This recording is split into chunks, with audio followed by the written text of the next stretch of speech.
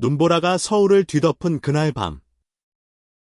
강민재는 병원 복도 끝에서 멈춰 섰다.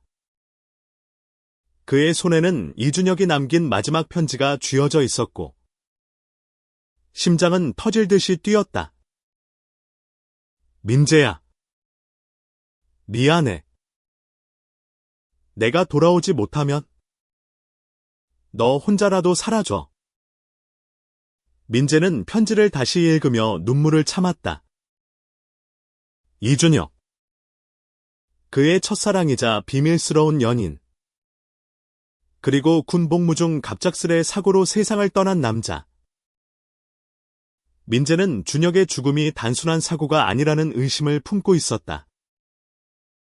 군 당국은 준혁이 훈련 중 경응적으로 목숨을 잃었다고 발표했지만 민재는 그 말을 믿을 수 없었다.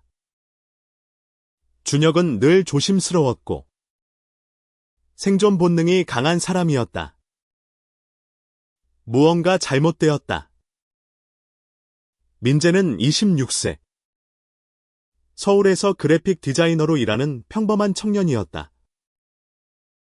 그는 부드러운 미소와 따뜻한 성격으로 주변 사람들을 끌어들였지만 내면에는 숨겨진 상처가 있었다. 준혁과 함께한 3년은 그의 인생에서 가장 빛나는 시간이었다. 하지만 그들의 사랑은 비밀이었다.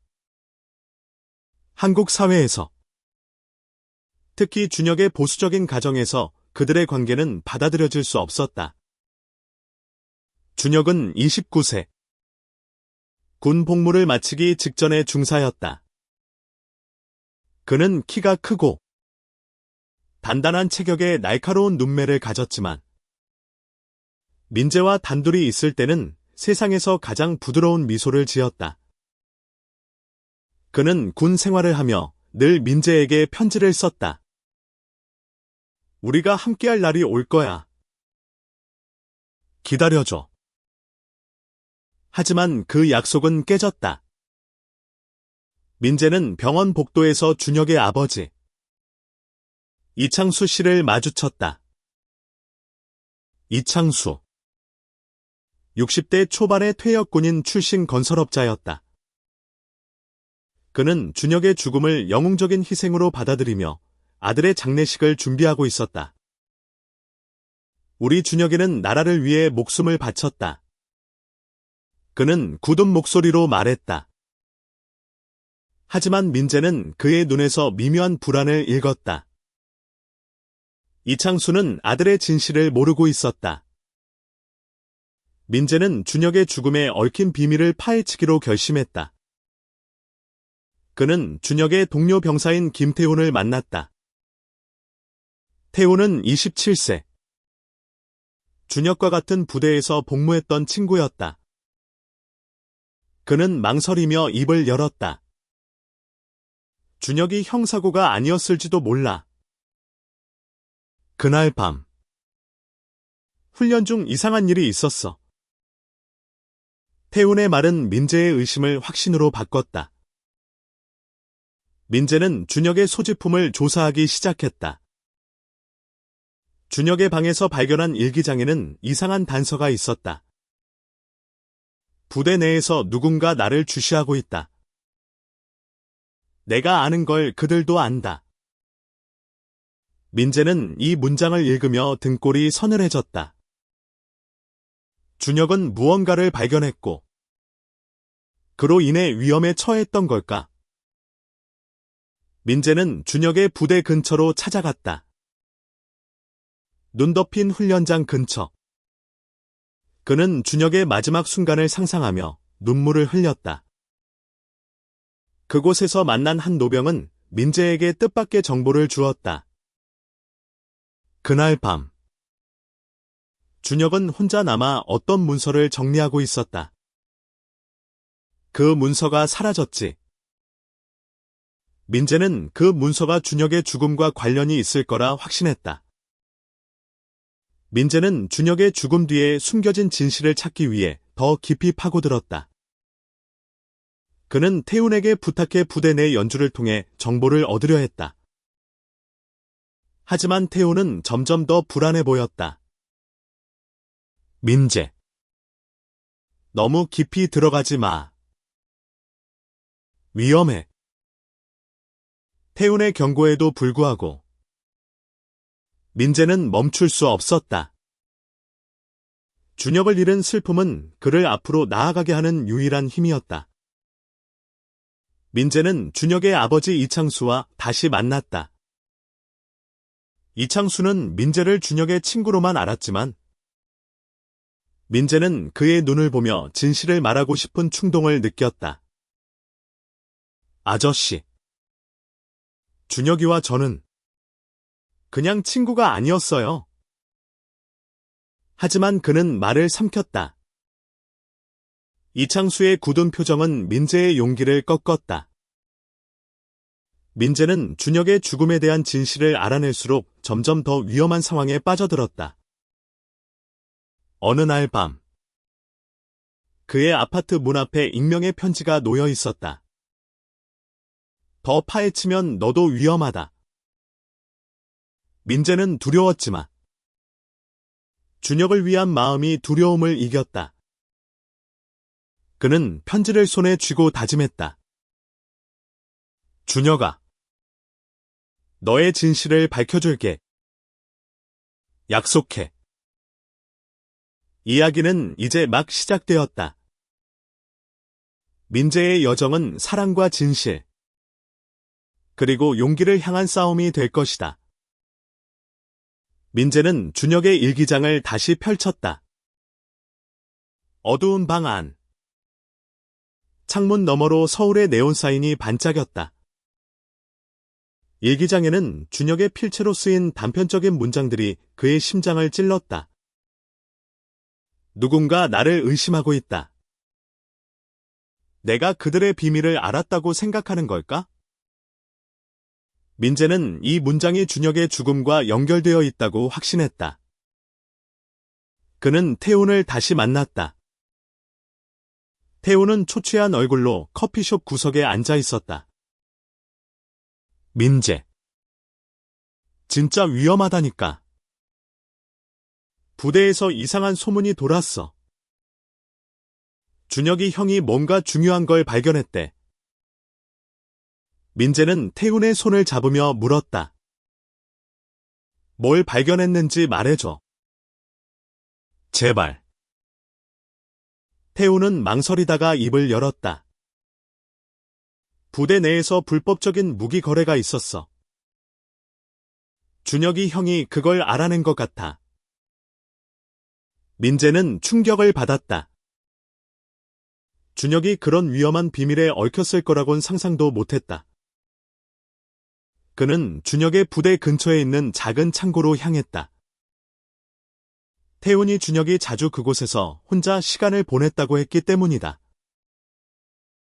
창고 안은 먼지로 뒤덮여 있었지만 민재는 구석에서 낡은 서류철을 발견했다. 서류에는 무기고의 재고 목록과 이상한 금액들이 적혀 있었다. 민재는 그 서류를 훔쳐 나왔다. 집으로 돌아온 민재는 서류를 꼼꼼히 살펴보았다. 숫자와 코드로 가득한 문서였지만 몇몇 이름이 눈에 띄었다. 그중 하나는 준혁의 상관, 박중령이었다. 민재는 박중령이 준혁의 죽음과 연관이 있을지도 모른다고 생각했다. 그는 태훈에게 전화해 박중령에 대해 물었다. 그 사람. 좀 이상했어. 준혁이 형이랑 자주 충돌했대. 태훈의 말은 민재의 의심을 더 키웠다.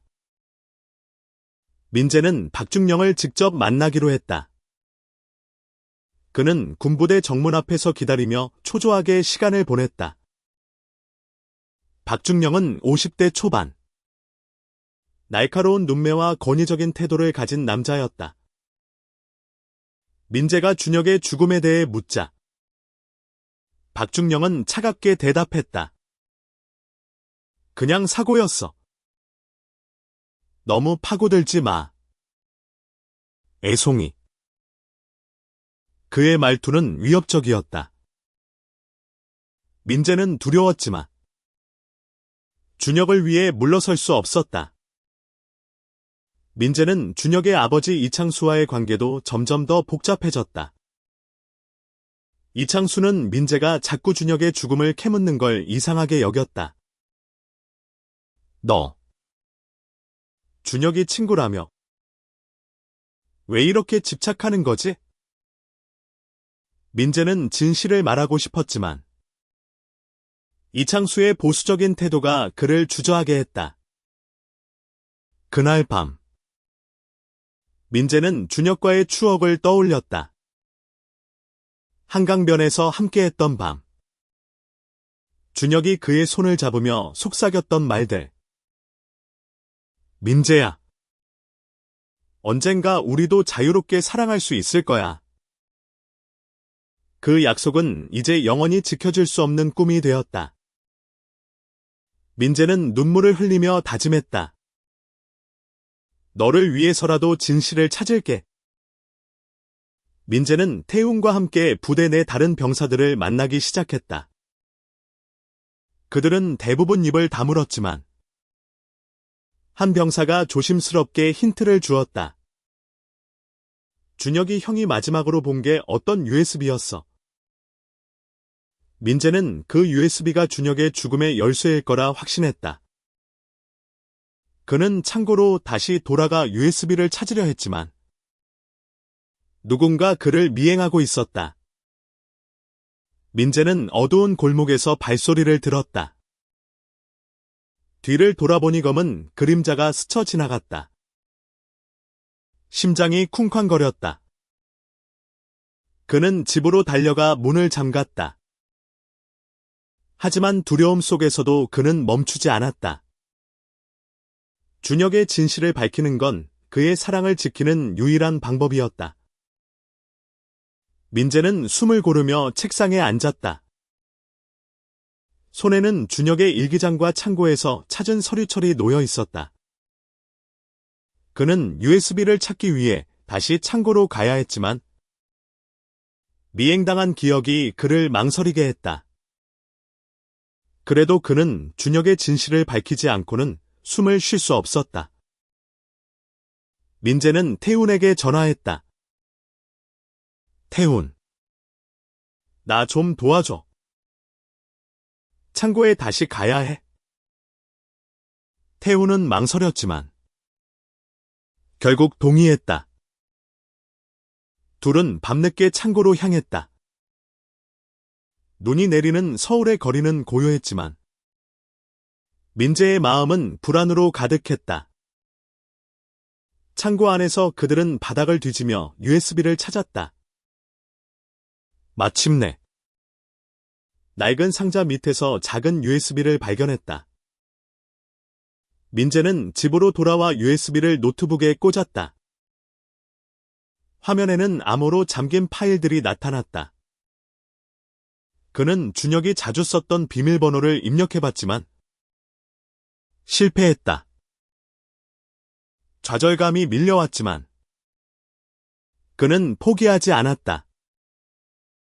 준혁의 일기장에서 힌트를 찾기 위해 다시 페이지를 넘겼다. 우리의 첫 데이트.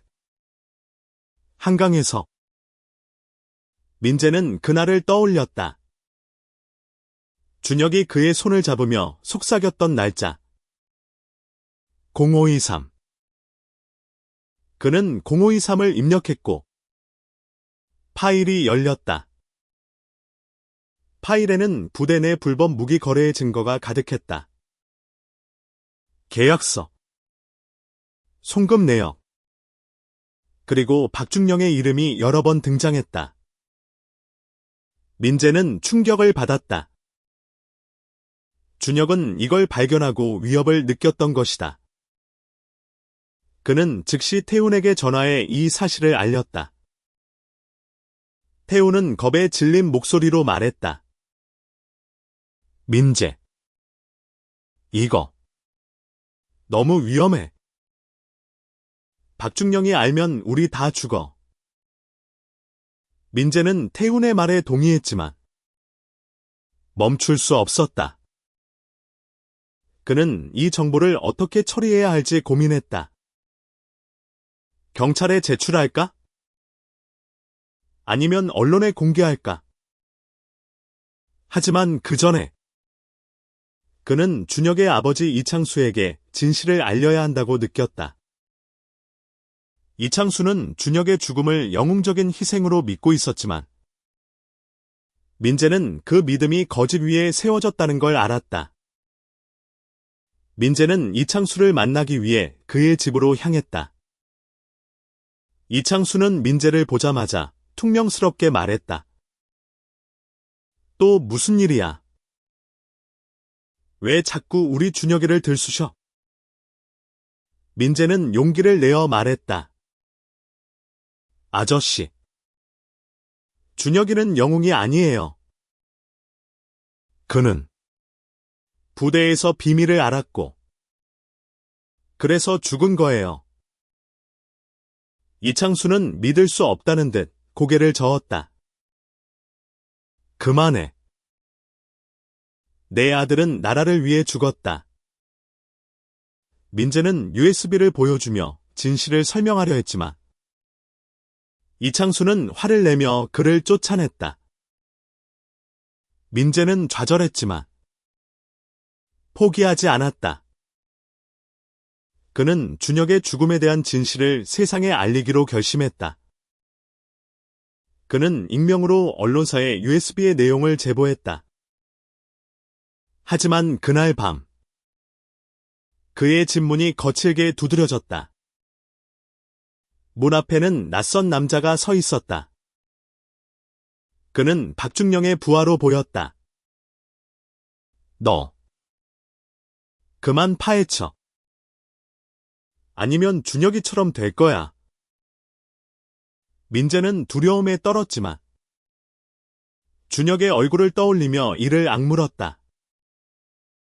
그는 USB를 복사해 안전한 곳에 숨겼다. 민재는 태웅과 함께 다음 계획을 세웠다. 그들은 부대 내 다른 병사들의 도움을 받아 박중령의 비리를 더 파헤치기로 했다. 하지만 태우는 점점 더 불안해 보였다. 민재, 우리 정말 괜찮을까? 민재는 그의 손을 잡으며 말했다. 준혁이를 위해서야. 우리 함께해야 해. 이야기는 점점 더 긴박해졌다. 민재는 진실을 밝히기 위해 목숨을 걸고 있었다. 민재는 잠을 이루지 못했다.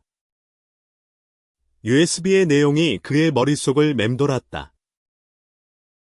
그는 준혁이 얼마나 위험한 상황에 처했었는지, 그리고 그를 지키지 못했다는 자책감에 시달렸다.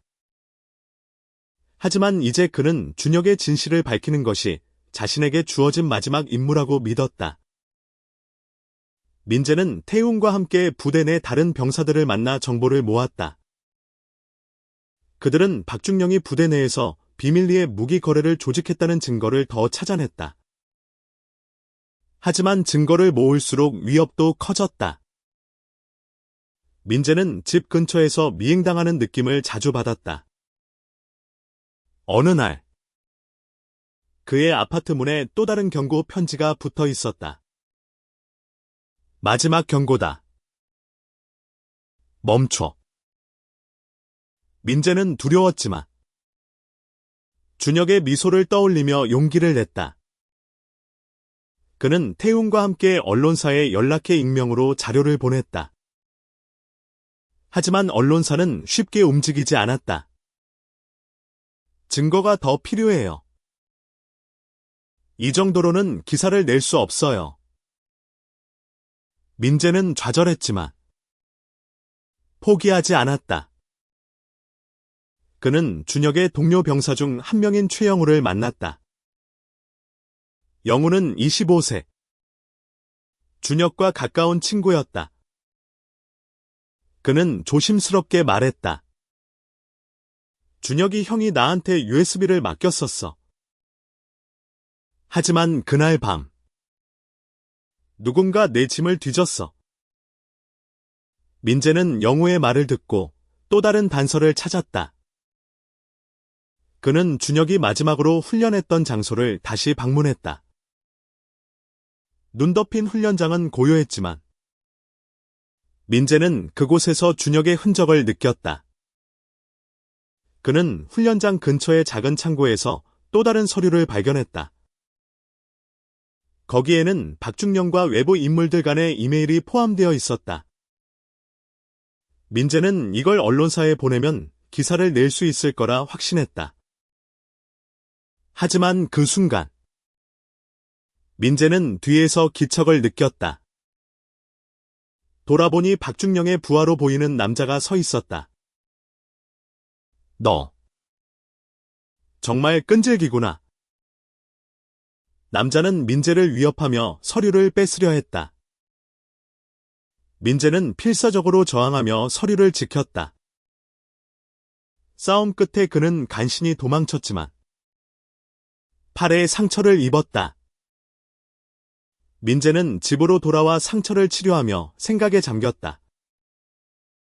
그는 준혁의 아버지 이창수에게 다시 찾아가기로 했다. 이창수는 여전히 민재를 경계했지만 민재는 이번엔 물러서지 않았다. 아저씨. 준혁이는 부대에서 비리를 발견했어요. 그래서 죽은 거예요. 이 USB 보세요. 민재는 USB를 건넸다. 이창수는 떨리는 손으로 USB를 받아들었지만 여전히 믿지 못하는 눈치였다. 민재는 이창수에게 준혁과의 관계를 털어놓았다. 저와 준혁이는 사랑했어요. 아저씨가 받아들이기 힘들겠지만 그게 진실이에요. 이창수는 충격받은 얼굴로 민재를 바라보았다. 그는 아무 말도 하지 않고 방을 나갔다.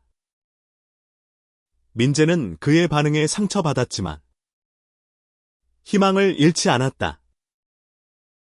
그날 밤 민재는 언론사에 모든 증거를 보냈다. 다음 날 뉴스에서는 부대 내 불법 무기 거래에 대한 기사가 터졌다. 박중령의 이름이 언급되었고 군 당국은 조사를 시작했다. 민재는 안도했지만 동시에 두려웠다. 그는 이제 박중령의 타겟이 될 가능성이 높았다. 민재는 태훈과 함께 안전한 곳으로 몸을 숨겼다. 그들은 준혁의 진실이 세상에 알려진 것을 기뻐했지만 아직 모든 게 끝난 건 아니었다. 민재는 준혁의 장례식이 다가오고 있다는 걸 알았다.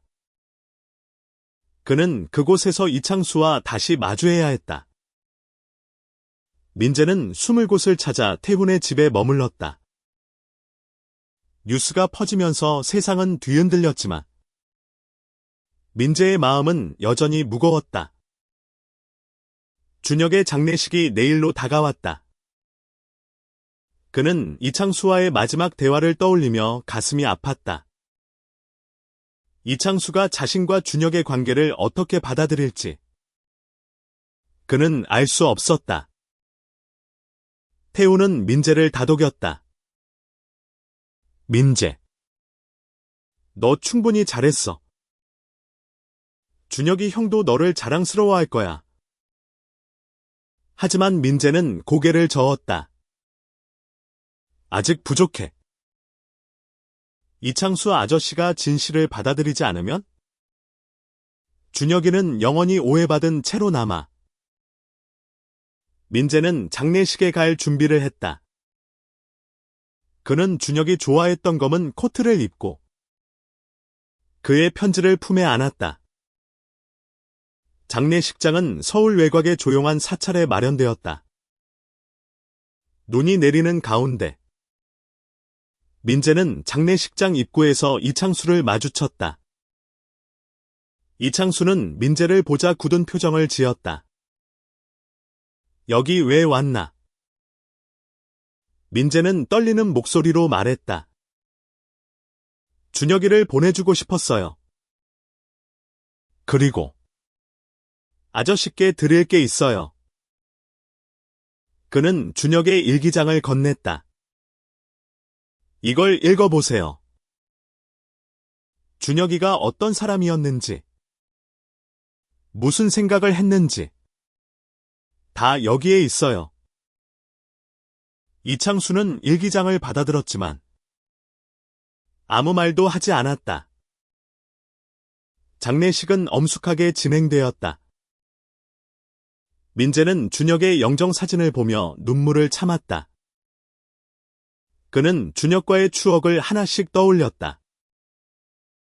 한강변에서의 첫 키스, 함께 꿈꿨던 미래, 그리고 준혁이 약속했던 자유로운 사랑. 그 모든 게 이제는 기억 속에만 남았다.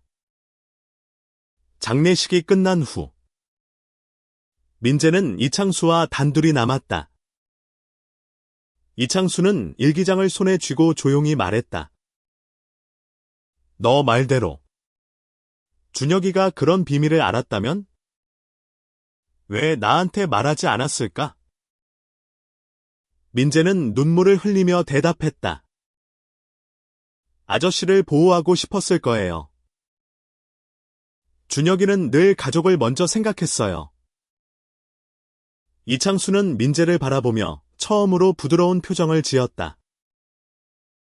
너와 준혁이가 정말 사랑했나? 민재는 고개를 끄덕였다. 네. 저는 준혁이를 세상 누구보다 사랑했어요. 이창수는 한참 동안 침묵하다가 말했다. 미안하다. 민재야. 내가 몰랐어. 그 순간 민재는 가슴이 무너지는 듯한 안도감을 느꼈다. 이창수가 자신과 준혁의 사랑을 인정하는 첫걸음이었다. 하지만 아직 모든 게 끝난 건 아니었다.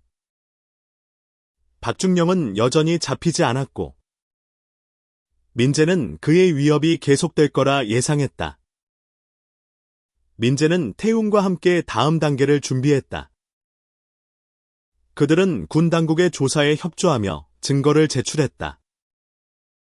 하지만 박준영은 부대 밖으로 도망친 상태였다. 민재는 그의 행방을 찾기 위해 사설 탐정을 고용했다.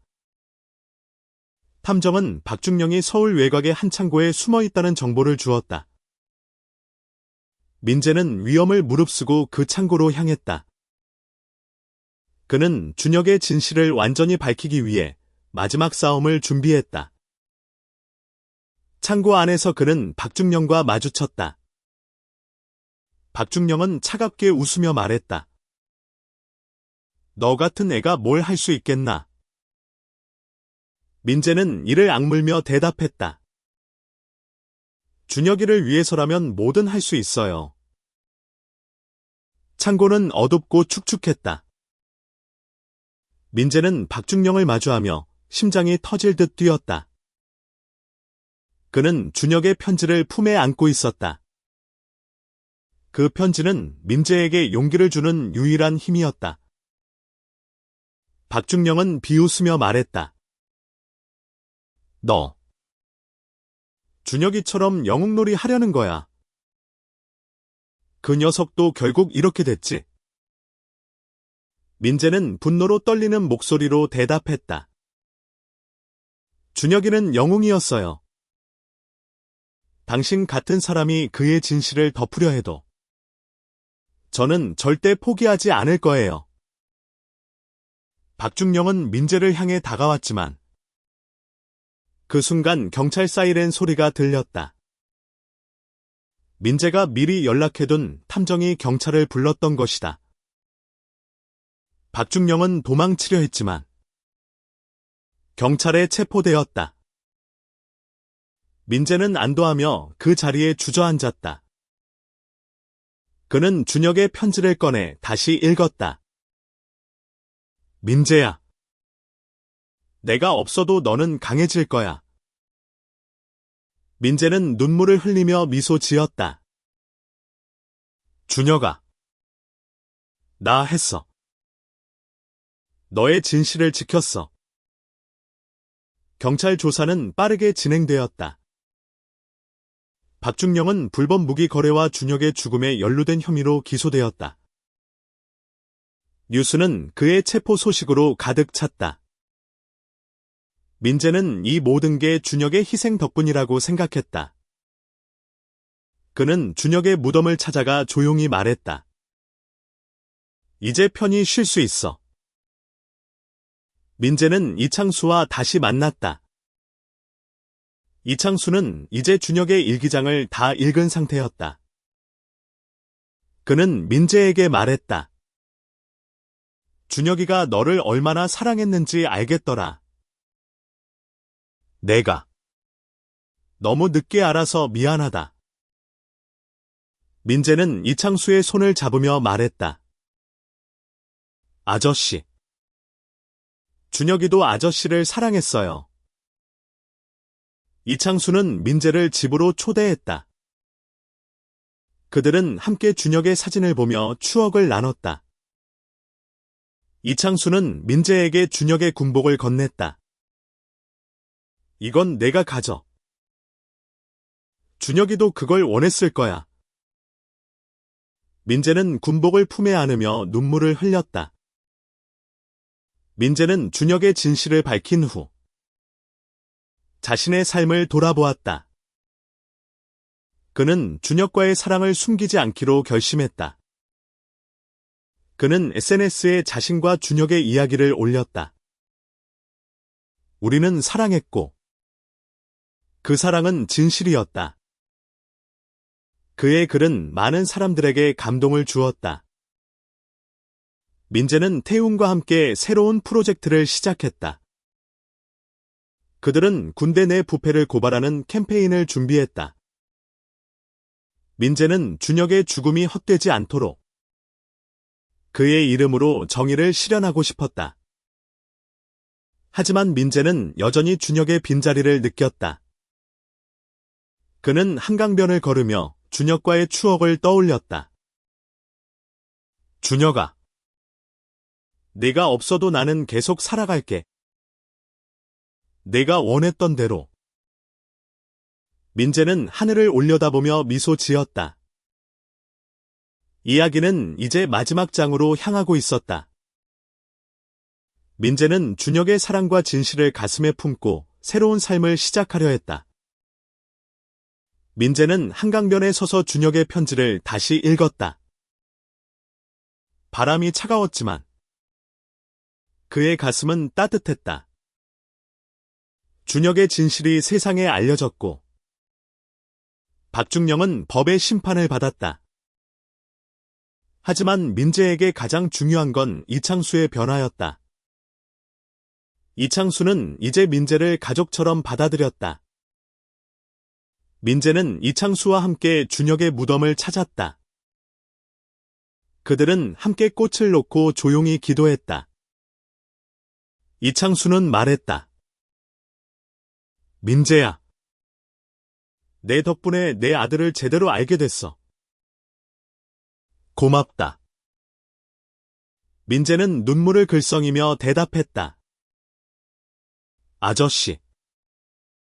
준혁이도 우리를 보고 미소 지을 거예요. 민재는 준혁의 죽음 이후로 자신의 삶을 다시 꾸려나갔다. 그는 그래픽 디자이너로서 새로운 프로젝트를 시작했다.